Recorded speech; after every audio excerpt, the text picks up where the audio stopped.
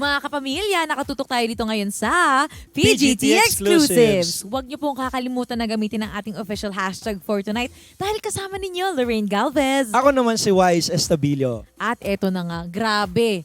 Grabe ang performance, grabe ang thrill. Let us all welcome Acrobat Duo! Let's go mga kuys! Hello! Gusto ko yung saan kayo pupunta? Dito na kayo. Yan. Paratan din tayo. Welcome sa PGT Exclusives. Congratulations. Thank you po. Salamat po. Natanggal nyo na ba ang kaba? Natanggal nyo na ba ang lahat? Opo, natanggal na po namin yung kaba. Mas kalmado na, no? Yes, po. Anong feeling nakapag-perform na kayo sa Pilipinas Got Talent?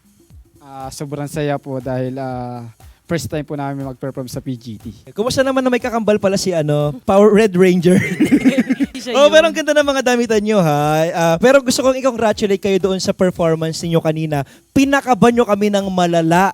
Lalo na yung ginawa mo na, sino yung sumampa doon sa taas, tapos yung Ako po, sir. naghiwalay yung mga blocks, Blocks di po, ba? ako. May tendency ba na maiwan yung isa tapos maipit yung kamay mo? Pwede po mangyari po yun, sir. So, pero never pa naman nangyari. Never pa man po. At Oh. huwag naman nating i-wish na Yes. mangyari yun. So matagal mo na talagang na-master yun. Yes po, almost 5 years na po namin ginagawa ko po yan. Wow, 5 years. At never nagkaroon ng mali. Yes po. Wow, grabe, ang galing. Wow! Sumakses kayo doon. Sobra, di ba? Practice lang talaga. Oo, ano bang tumatakbo sa isipan nyo kanina habang nagpa-perform kayo?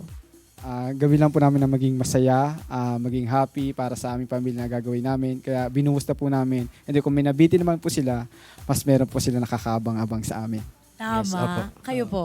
Excited ako. Exciting kasi yung mga act na gagawin namin. Kung nabitin man po sila, marami pa po silang aabangan sa amin. Yun. Kasi nga napansin namin na parang extreme na nga yung mga acts na ginawa ninyo. Pero, correct me if I'm wrong, 2 acts yung pinakita nyo kanina, di ba? Yes po. Yes. Sinadya nyo ba na 2 acts lang talaga yun? Opo. Para po ma-excite po sila sa gagawin namin sa susunod na kung makapasok man po kami, meron po silang mapapanood sa kakaibaw po ulit po sa amin. At least may naka-ready sila, may nakabangko sila. Totoo, Yes, parang ako rin parang aabangan ko rin sila sa next round. Pero interested lang kami malaman, paano ba kayo nagsimula as a duo? Actually po, dumayo po ako sa lugar nila sa Isabela. Tiga Isabela po kasi ang kanya na pang-asawa. And then, napapunta po ako sa grupo niya. And then, nagdoon na po kami nagsimula na pagkakilala, pagsasama. And then, napauwi po siya ng Batangas. Tiga Batangas po ako. Doon po kami nagbinuo namin ang pagsasama bilang duo acrobats po. Yes, opo. So itong pag-acrobats ninyo na to ay ginagawa nyo talaga for a living or on the side lang meron pa kayong mga day job? Meron pa po kami mga extra. Ako po, isa po ako empleyado ng government. Isa po ako magwawalis. Hindi lang po ako acrobats na nagtatrabaho din po ako sa government bilang street weaver o magwawalis po. Gumigising po ng alas 4 and then 8 a.m. po ang out ko po. Ikaw, kuya. Ako po, pagka wala po kaming event, nag-ano po ako, silent po ako as delivery rider po.